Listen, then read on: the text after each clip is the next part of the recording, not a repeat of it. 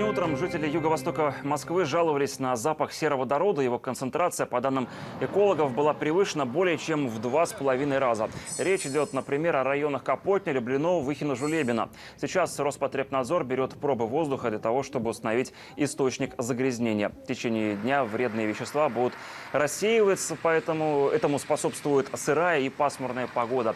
В эти часы в городе облачно и дождливо. По прогнозам синоптиков, сегодня может выпасть около трети месячной нормы осадков. При этом будет довольно тепло. Столбик термометра доберется до +8.